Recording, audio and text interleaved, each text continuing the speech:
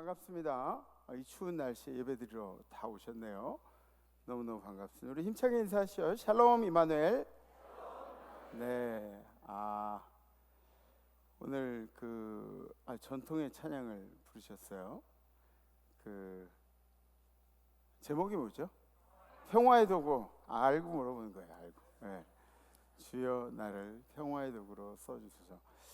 가사처럼 우리가 가는 곳마다 평안이 다 유지되는 그런 곳들이 되었으면 좋겠습니다. 우리 임마누엘 성도들이 올해 이 목표가 온전한 예배자예요. 그래서 온전한 예배자라는 뜻이 뭐냐면 예배 시간 잘 맞춰서 예배드리라는 뜻이 아니에요. 물론 그것도 중요하지만 이 예배를 우리 삶까지 이제 끄집어 나가서 그 삶에서도 실천하면서 살자. 그게 바로 온전한 예배자의 모형이라는 거죠. 이 평화의 도구라는 이 찬양하고도 맞는 거예요. 우리가 나가면은 거기 하나님 나라가 만들어져야, 그래야 우리가 실천하는 삶을 잘 지키고 있는 겁니다.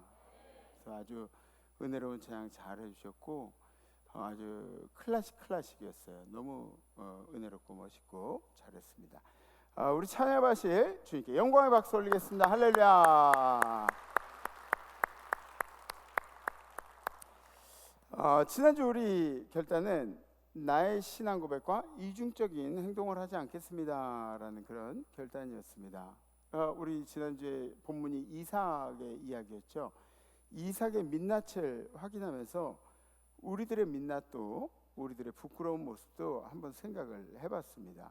우리 연약함은 다 드러났는데, 우리 부족함은 다 드러났는데, 우리가 하나님과 약속을 깨트린 것도 세상이 다 알고 있는데 하나님은 우리를 향한 약속을 철회하지 않으셨다. 계속 유지하고 계신다. 이게 얼마나 감사한 이야기입니까? 우리는 막 지멋대로 사는데 하나님은 계속해서 우리를 사랑해 주시는. 제가 저희 아이들을 볼 때 가끔 그런 때 있어요. 좀 서운한데 그런 마음이 들 때가 있어요. 근데 제가 아이들을 대하는 그 마음은 한 번도 변한 적이 없었던 것 같아요. 그냥 한결같았던 것 같아요. 그러니까 아빠가 되는 것이, 부모가 되는 것이 우리 연약함에도 약속을 철회하지 않으시는 하나님의 마음을 이해하는 도구가 되는 것 같습니다. 부모가 된다는 것이. 지난주에 제 친구 한 명이 자기 아들이 명문대에 들어갔다고 SNS에 올렸더라고요. 보니까 근데 아들보다 자기가 더 신이 난 것 같았어요. 그게 하나님의 마음이라는 거예요. 여러분들 바라보시면서 여러분들을 자녀로 바라보시고 좋아하시는 아버지의 모습, 여러분들이 그런 존재라는 거, 하나님께 여러분들이 그런 존재라는 거 잊지 마시기를 부탁을 드립니다. 아멘. 성경 말씀 함께 보시겠습니다. 오늘 선포하실 하나님의 말씀은 민수기 13장 30절에서 33절 말씀입니다. 갈렙이 모세 앞에서 백성을 조용하게 하고 이르되, 우리가 곧 올라가서 그 땅을 취하자, 능히 이기리라 하나.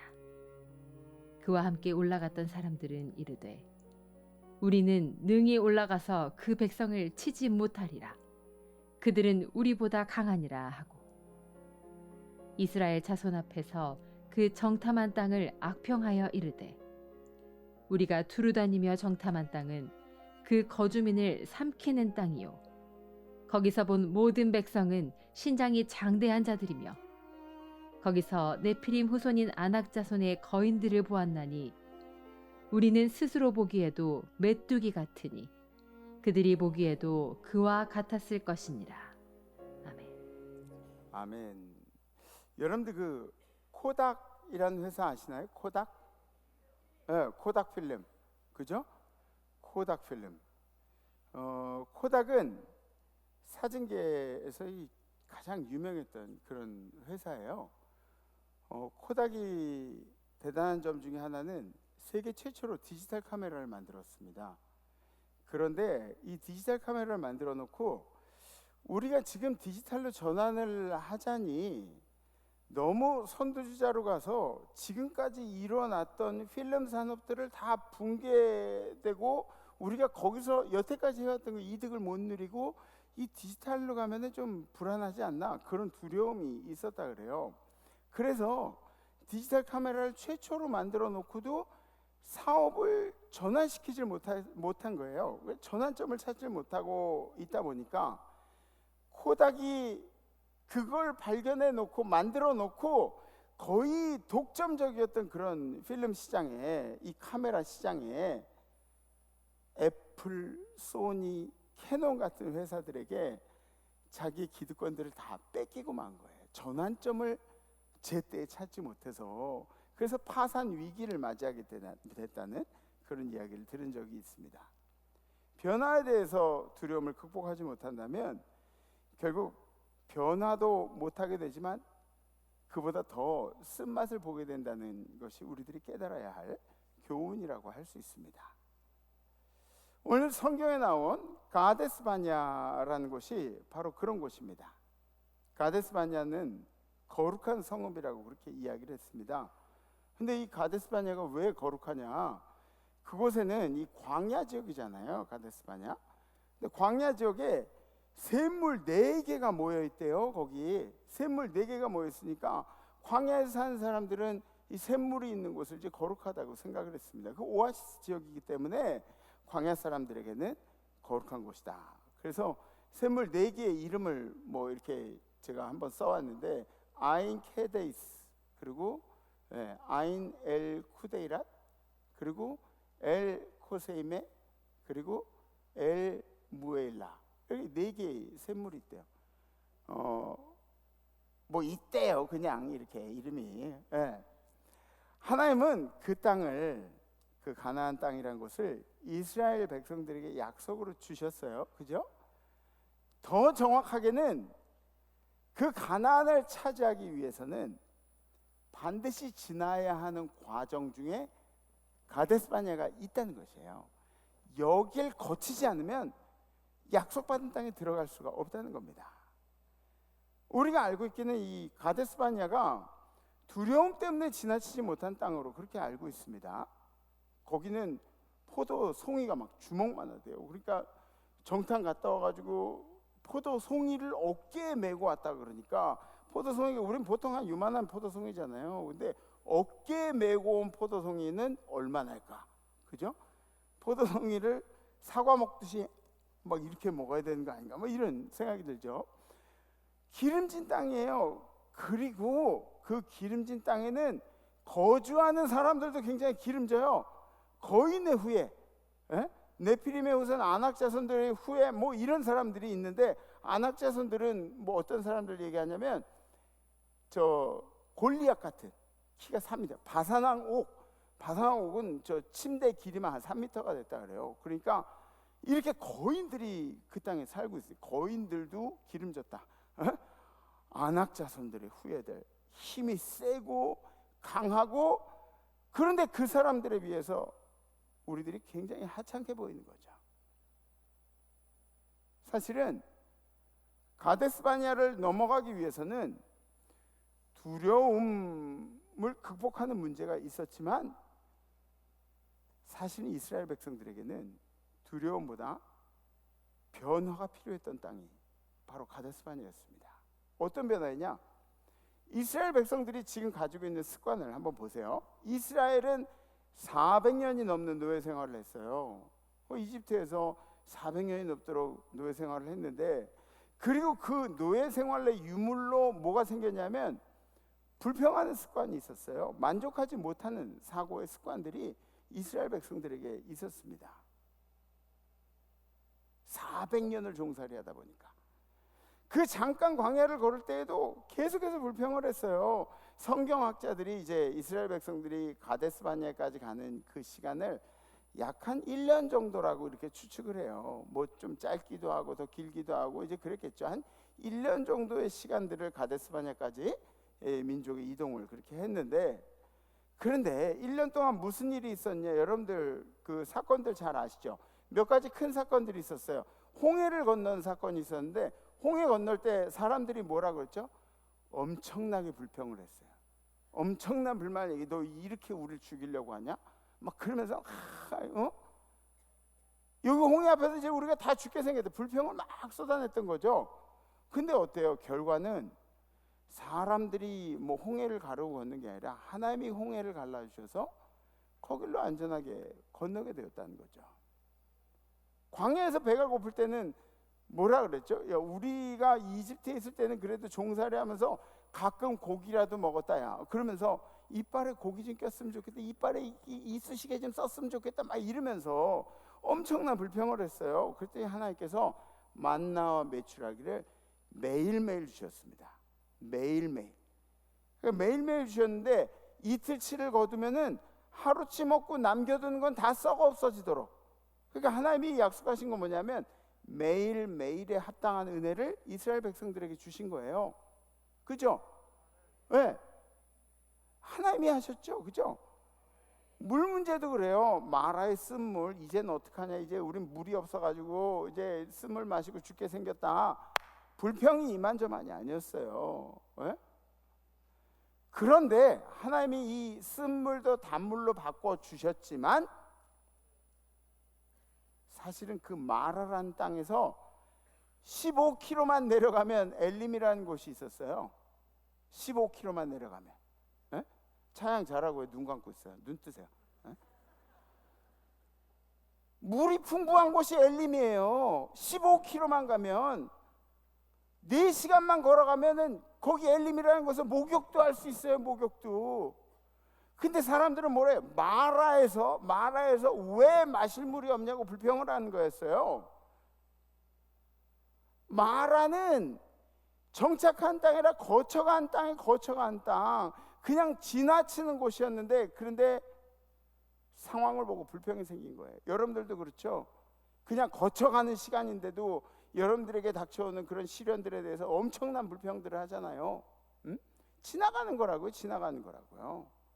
모세는 십계명 받을 때 그때 저 산에 올라가니까 사람들이 그때부터 모세 어디 갔냐고 막 불평을 하기 시작했어요. 그러다가 이 불평이 막 쌓이다 보니까 우상을 만들어내고 결국은 문제 해결이 누구였냐? 주님이셨어요. 문제를 만드는 사람들이 우리들이었고,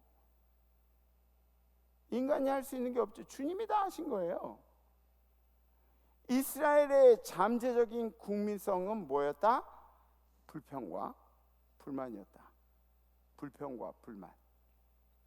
이걸 바꿔야만이 약속하신 땅에 들어가는 그런 일이 생긴다는 거예요. 가데스 바냐는 이스라엘 백성들이 다시 태어나는 기회의 과정이었다는 거죠. 그런데 안타깝게도 어떻게 됐어요? 이스라엘 백성들은 변화해야 된다는 것을 받아들이지 못했습니다. 변화하겠다고 생각을 못한 거예요. 각 지파대로 12명을 보내가지고 가데스 바냐를 거쳐서 가나안으로 정탐을 보냅니다. 그리고 40일이 지나서 이 정탐꾼이 돌아올 때 2명은 믿음의 보고를 했습니다. 믿음의 보고라는 무슨 얘기냐면 현실적으로는 이게 맞지 않는데 믿음으로 봤어요. 그 땅을 우리들이 들어갈 수 있다고 생각했고, 10명은 부정적인 보고를 했습니다.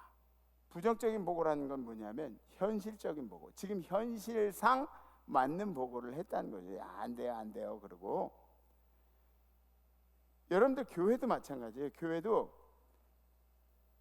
불안한 일들이 있고 불만스러운 일들이 있어요. 다 만족스러운 건 아니에요. 교회 안에는 사람들이 이제 살아가죠. 사람들이 살아가는데, 근데 사람들 살아가다 보면 감정적인 사고도 생기고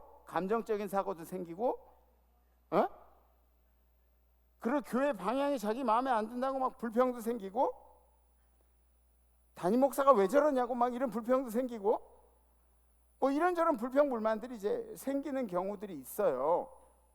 그런데 믿음이라는 것이 뭐예요?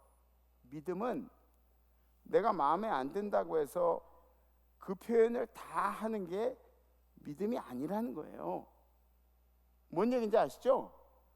내가 하고 싶은 말 다 하는 게 그게 믿음이 아니라고요. 여러분들이 대단한 의리를 가지고 불평을 얘기하는 것 같지만 결국은 여러분들 마음에 안 들어서 하는 얘기들이에요. 내 마음에 안 들다고 그렇게 표현하는 얘기들이라는 거예요. 그러니까 대단한 의가 아니라 믿음이 없는 거야. 믿음이 없는 거야. 이걸 바꾸지 않으면 가나안에 들어갈 수가 없다고 얘기하는 거예요. 그걸 성경이 얘기해 주는 거예요. 바뀌어야 된다고. 이런 불평했던 세대들 중에는 그 두 명, 여호수아 갈렙 빼놓고는 한 명도 가나안 땅에 들어가지 못했습니다. 하나님이 그 불평의 씨앗들이 다 말라 비틀어질 때까지 기다리셨어요. 몇 년을? 40년을. 광야에서 왜 광야를 돌아다니게 하신 거야? 그 불평을 말려버리려고 광야에다가 햇빛에다가 불평의 씨앗들을 지우는 시간이 40년이나 걸린 거예요.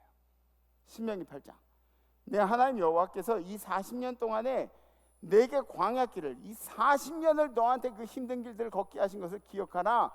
이 이유가 뭐냐? 다 같이 시작. 이는 너를 낮추시며 너를 시험하사 내 마음이 어떠한지 그 명령을 지키는지 지키지 않는지 알려 하십니다. 아멘. 하나님이 우리에게 수시로 변화의 시점들을 말씀해 주세요. 그거를 누가 얘기해서 하는 게 아니야. 당신이 알아. 변화해야 할 시점이라는 걸 당신이 안다고. 하나님이 허락하신다고. 뭔가 잘못해서 광야를 걷게 되는 것도 아니에요. 여러분들이 뭘 잘못해가지고 광야를 걷는 게 아니라고. 광야를 걷기 때문에 당신 인생이 잘못됐다고 얘기하는 것도 아니라고.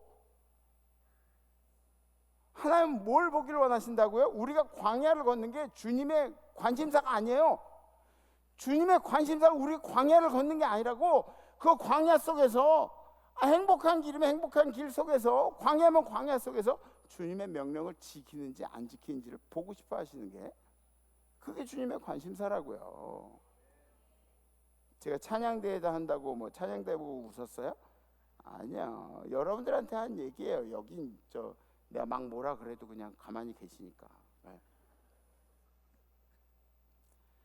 광야를 통해서, 아픔을 통해서, 외로움을 통해서, 그리움을 통해서, 육신의 질병을 통해서, 어려운 환경을 통해서, 사업의 위기를 통해서, 여러분들의 자녀의 어려움들을 통해서, 여러분들의 뭔가 문제들을 통해서, 여러분들의 감정의 아픔을 통해서, 이 모든 것들을, 아니 광야하고 상관이 없다니까요. 우리가 초점을 맞춰야 되는 것은 광야의 그 메마른 땅바닥이 아니라 광야 너머에 계신 주님이 우리가 초점을 맞춰야 할 대상이라고요.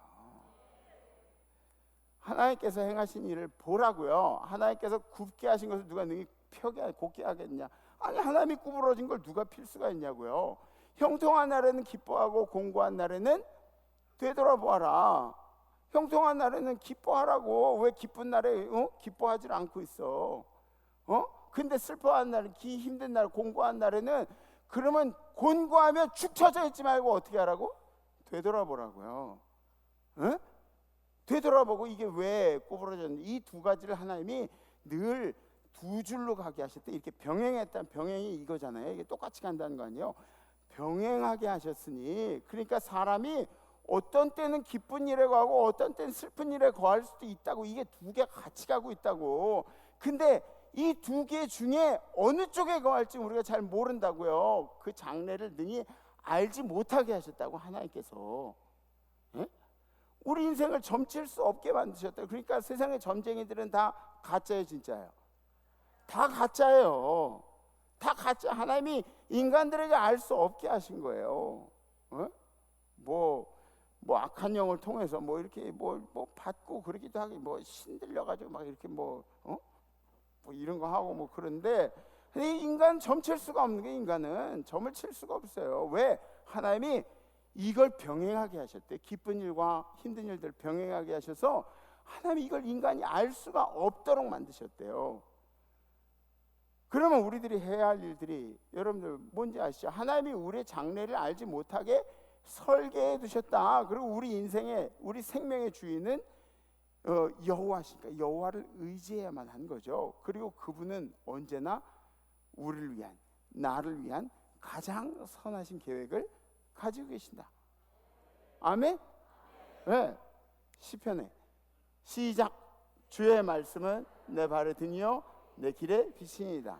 아멘. 아멘. 그러니까 주님의 말씀이 우리 앞에 등이 되셔서 말씀을 의지하고 살아가는 게 여러분들의 인생에 말씀을 앞에 두고 살아가는 거예요. 그러니까 여러분들이 중요한 결정을 할 때 어떻게 해야 돼요?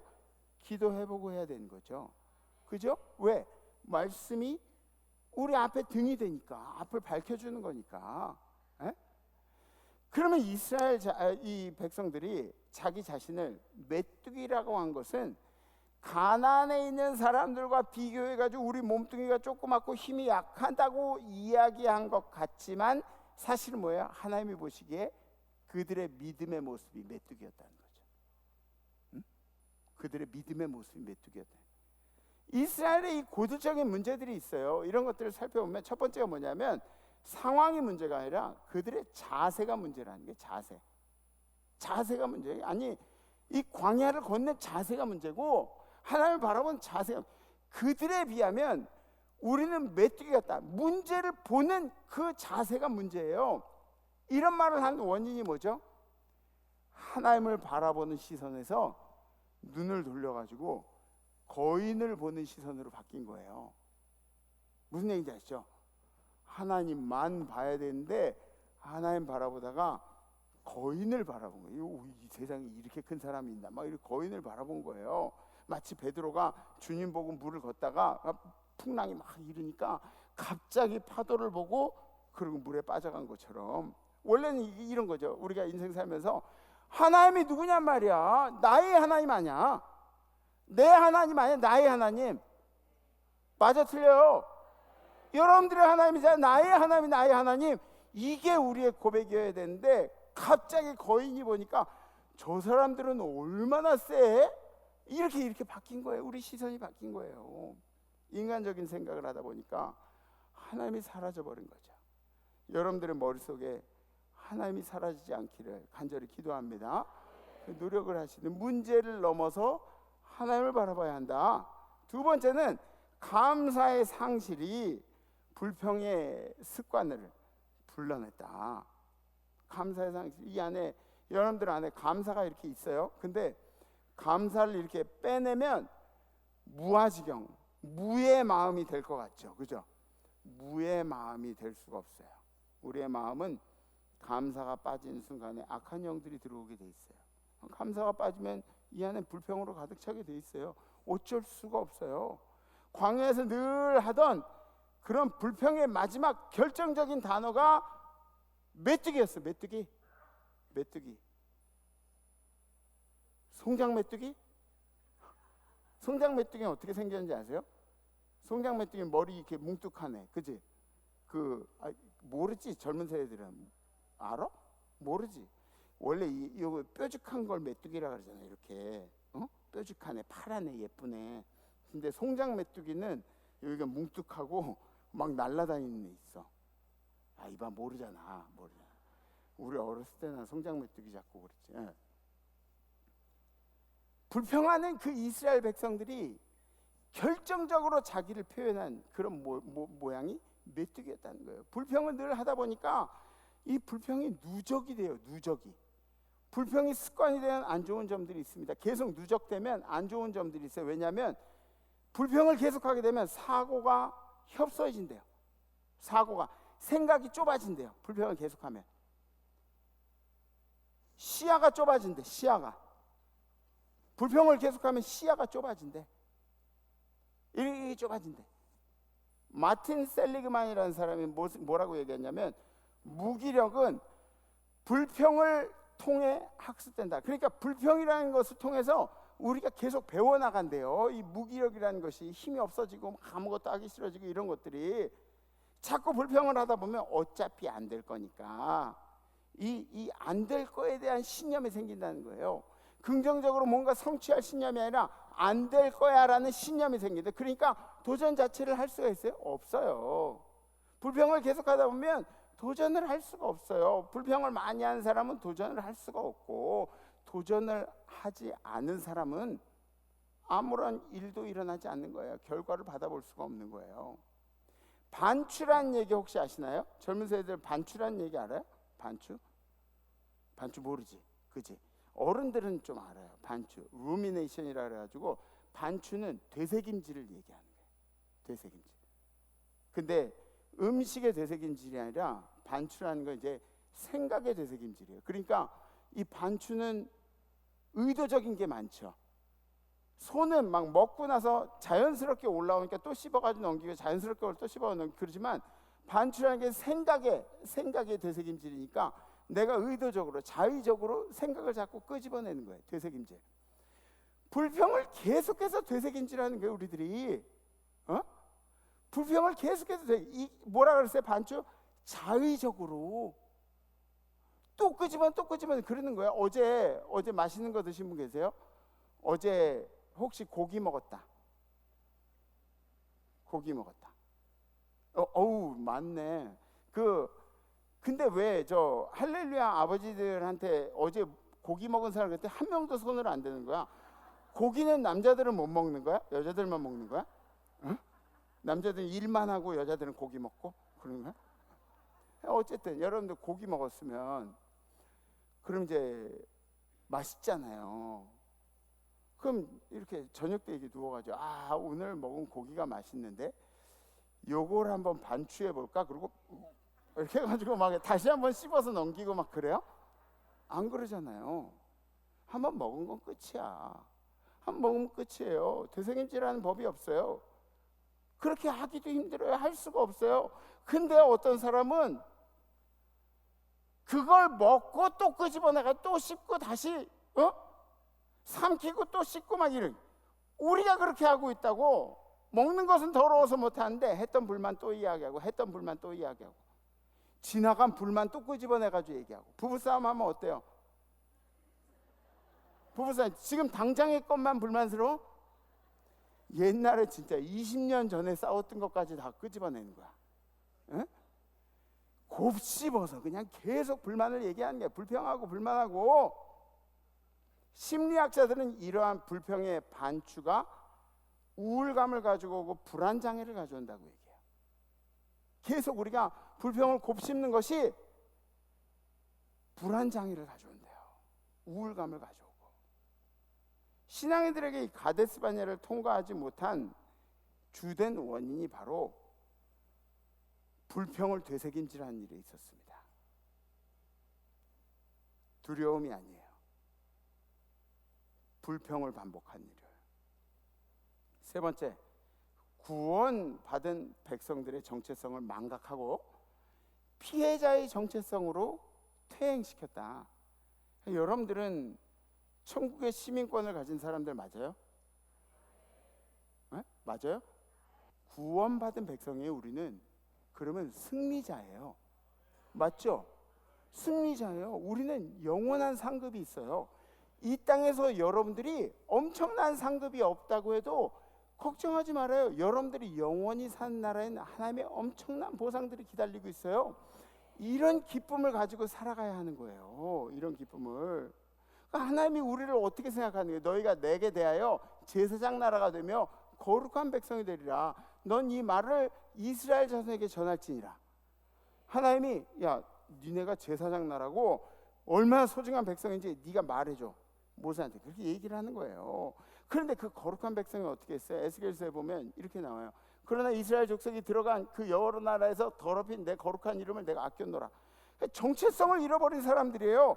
지금 영원한 나라에 들어간 사람들이 피해자 코스프레를 하고 있어요. 여러분들이 천국의 시민들이 승리자들이 피해자 코스프레를 하고 있다고. 정체성을 잊은 거야. 영원한 나라에 승자로 들어간 사람들이 피해자 코스프레를 하고 있다. 자신들의 가치에 대해서 잊고 사는 거예요. 여러분들이 얼마나 아니 여러분들이 잘해가지고 대단한 사람이 아니라 여러분들을 얼마나 가치 있게 주님께서 생각해 주시는지 정신들 차리라고. 정신들. 여러분들은 하나님이 자기가 가장 아끼는 자기의 아들을 버려서 여러분들의 가치를 인정한 그런 분들이 여러분들이라고요. 그게 여러분들의 존재예요. 네 번째, 불평은 전염하는 구조를 방치시켰다. 불평이 전염하는 구조를 방치시켰다.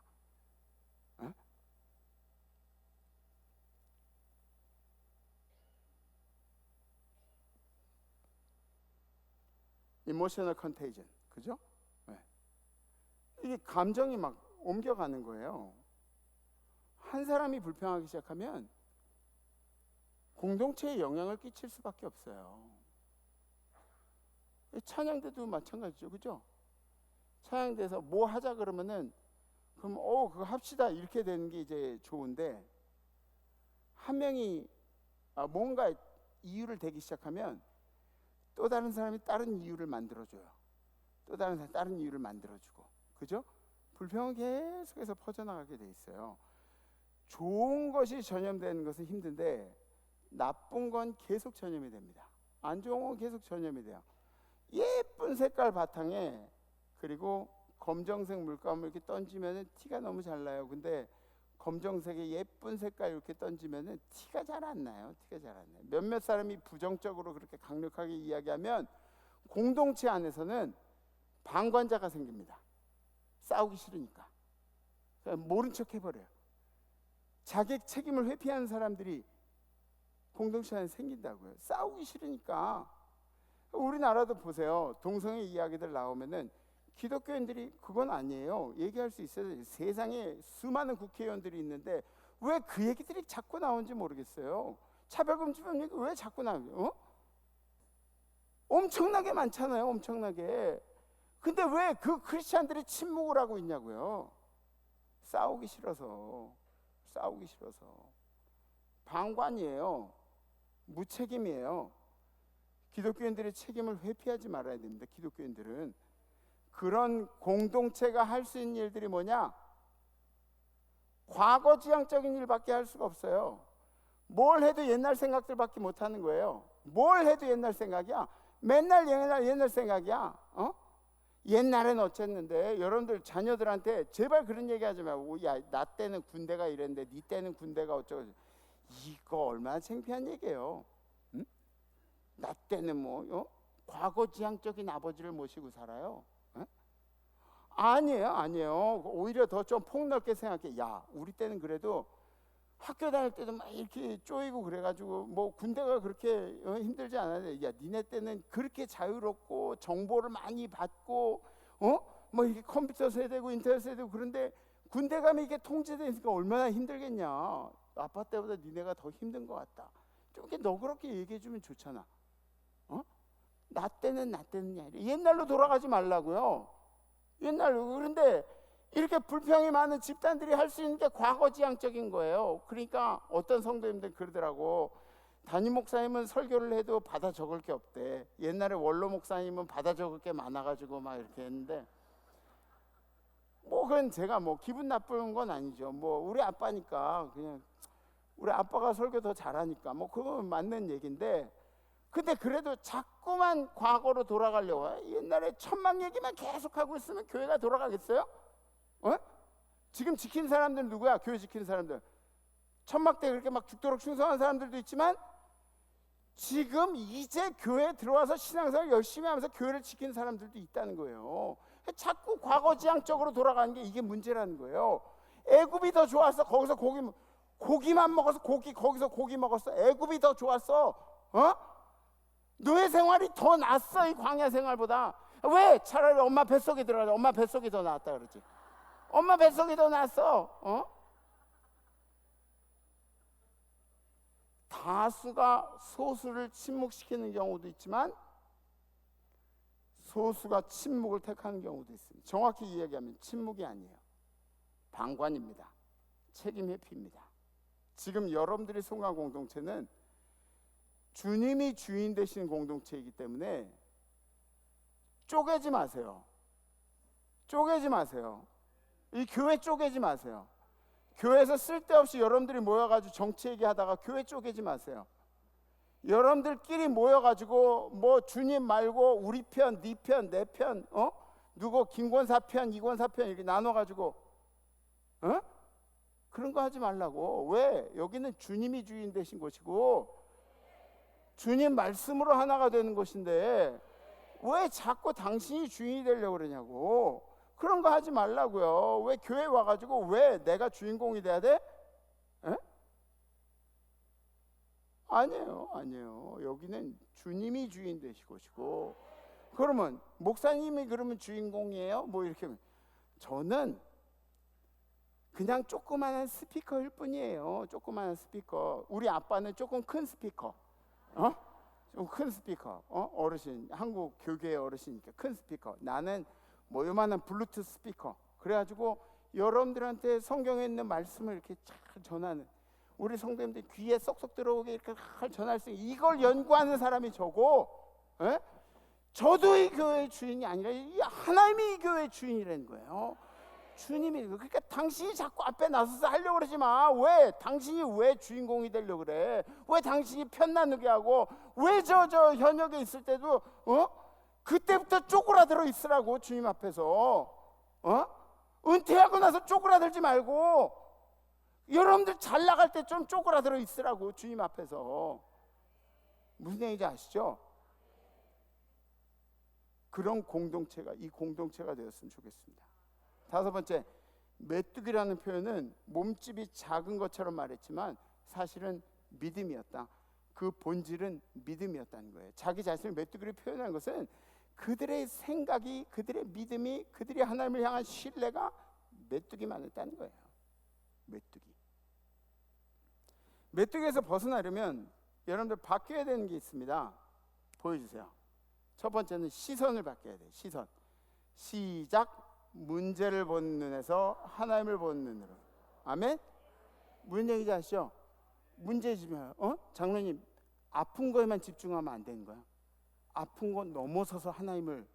우리 장로님 잘하고 계셔서, 우리 염정 장로님은 암 2번 걸렸는데 지금 딱 이렇게 은혜롭잖아요. 문제를 보는 시선이 아니라 하나님을 보는 시선. 두 번째, 태도. 시작. 불평의 습관을 줄이고 감사의 훈련. 감사의 훈련. 세 번째, 정체성. 시작.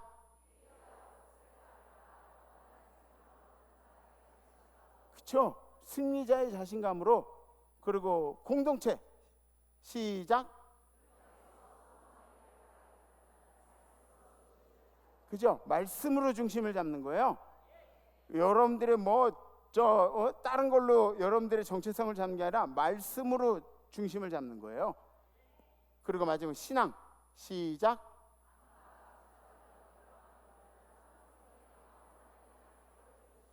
아멘.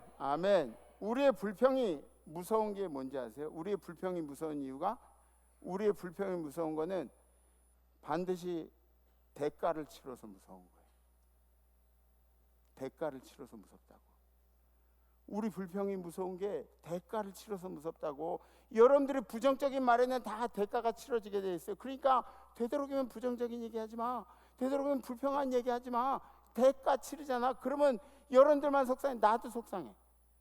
하나님이 불평한 이스라엘에게 뭐라 그러셨는지 여러분들 아시죠? 불평을 막 하고 있으니까 이스라엘 백성들이 불평하고 있으니까 하나님이 뭐라 그러셨냐 하면, 그래? 네가 그렇게 얘기했어? 내가 내 귀에 들린 대로 해줄게. 내가 들린 대로 해줄게. 내가 들린 대로 해줄게. 대가를 치른다니까, 대가를. 오늘 우리는 이 불평하는 이스라엘을 보면서 우리의 불평한 일에서, 이 불평한 알에서 우리가 깨어나와야 된다는 것을 함께 좀 말씀을 나눠서, 제가 좀 과하게 표현한 거 있으면 좀 이해해 주시고, 또 뭐 존다고 제가 뭐라 그랬으면은 이거는 진짜 졸아서보다는 아마 목사님이 교육 차원에서 얘기했나 보다, 이렇게 생각하시면 좋을 것 같아요.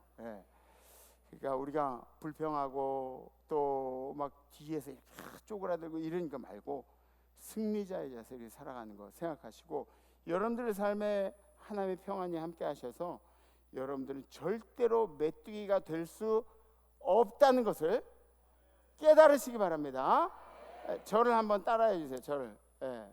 두렵기 때문에 불평하는 것이 아니고, 불평하기 때문에 두려움이 생긴다.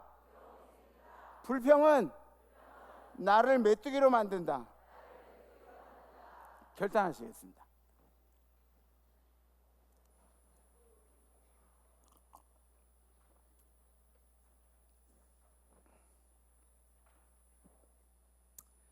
오늘 떡국떡이랑 가래떡이랑 뭐 이런 거 바자회를 했거든요. 그래서 제가 9시 예배 때 그렇게 얘기했어요. 그거 좀 사다가 옆에 아파트 주민한테 전도 좀 하고, 포스트잇에다가 저 임마누엘교회 교인인데 몇 호에 산다고, 설 잘 보내라고 이렇게 포스트 붙여가지고 선물도 주고 뭐 그러라고 이제 얘기를 했는데, 오늘 떡을 안 사면 평생 떡국을 먹지 말아라, 그러고 얘기를 했어요. 9시 예배 때. 근데 9시 예배 끝나고 완판됐대네. 그냥 죄송합니다. 여러분들이 사가실 떡국떡이 없어요. 못 사가 이제. 다음번 기회를 이용해 주시면.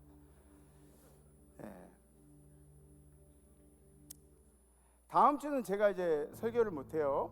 저는 이제 저희 동역하는 교회들 그룹에서 다음 세대 목회자들, 젊은 목회자들을 모시고 미국 교회 탐방을 이제 갑니다. 근데 젊은 목사들 길을 살려주느라고 우리가 미국 여행도 시켜주고 또 시야도 넓히느라고 미국 교회도 이렇게 보여주고, 그래서 저희 교회에서 이제 두 분이 참가하시고, 김다니엘 목사님이 이제 스텝으로 가셔서 뭐 일을 하세요. 그 목사님들이 이제 금요일 날 먼저 떠나셨고, 그리고 저는 이제 내일 떠나요.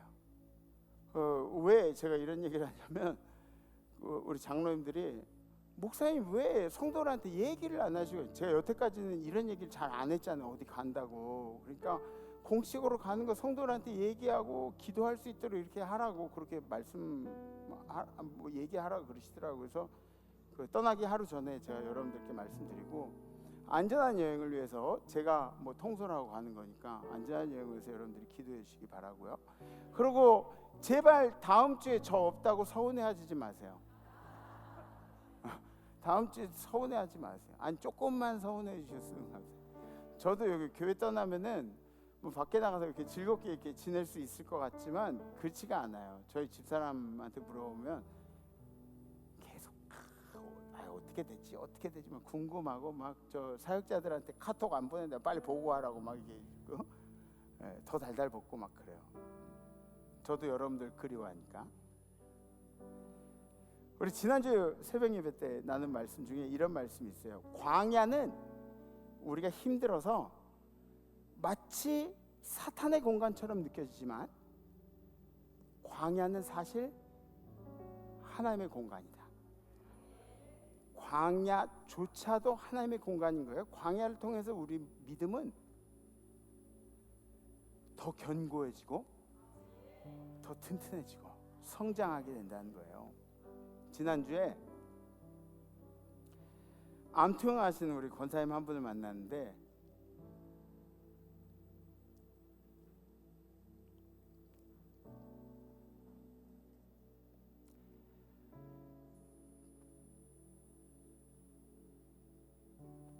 저를 만나자마자 하신 말씀이 용서해 달래요. 저한테.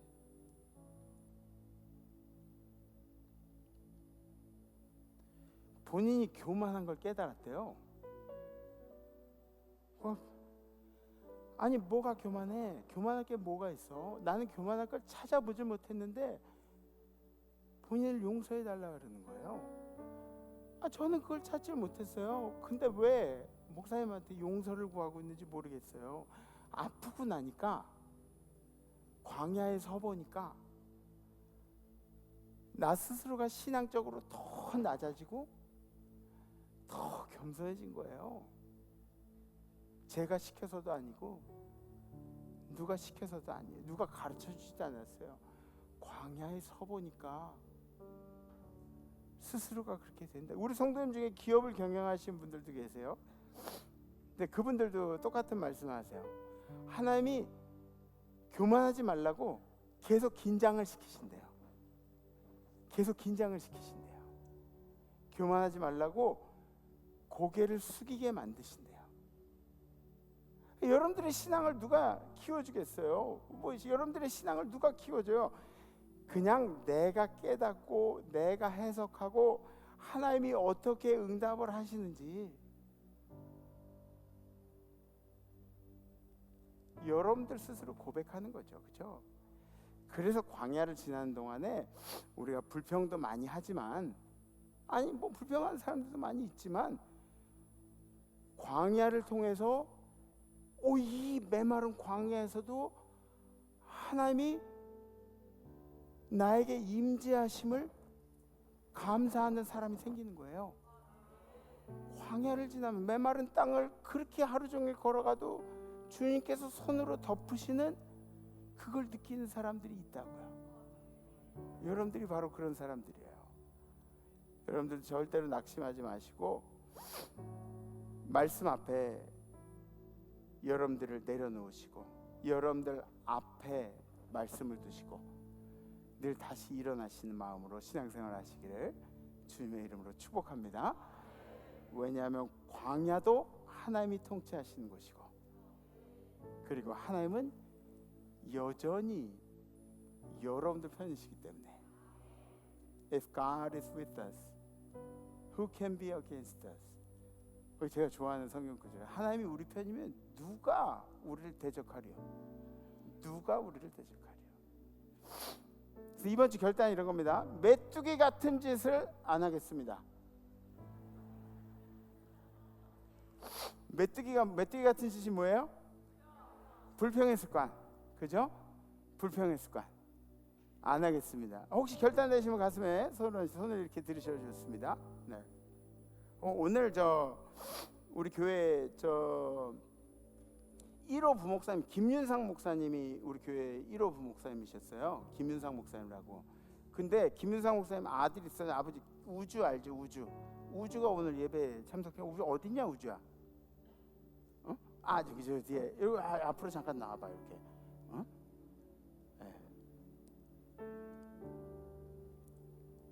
여기 좀 인사 좀 시키려고. 우리 환영해 주시죠. 네. 우주가 목사님이 됐어요. 그때는 요만했는데 저한테, 근데 이렇게 커가지고 목사님이 되고 지금 사역하고. 좀 잘생겨졌다.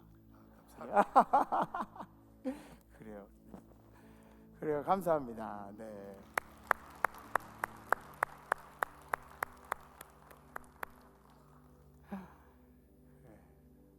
그 결단되시면 가슴에 계속해서.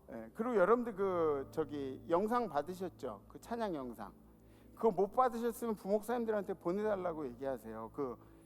제가 새로운 찬양을 하면은 결단 때 하면은 헷갈리실까봐 그거 좀 익히시고 오시라고. 근데 안 보고 오셔도 괜찮아. 그냥 가사로 은혜 받고 그냥 우물우물하고 그래도 괜찮아요. 근데 찬양을 이렇게 제대로 하고 싶으면 좀 이렇게 들어보면 좋지, 그지? 그런데 들어보지도 않고 은혜도 못 받고 뭐 모르는 찬양을 하고 또 막 궁시렁궁시렁 하고 있으면 어떻게 돼? 메뚜기야. 그런 사람 메뚜기야. 무슨 얘기인지 아시죠? 함께 찬양하시겠습니다.